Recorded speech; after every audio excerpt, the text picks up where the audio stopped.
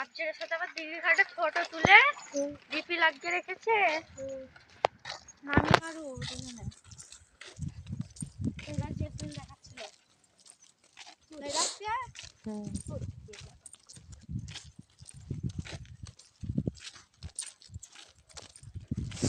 কেউ ভালো নেই বেতন দিতে পারে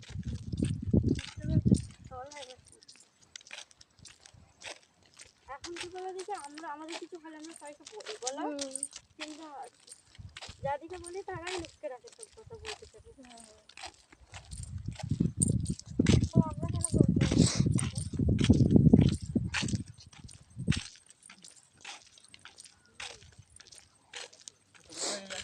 এইটা ভালো লাগলো।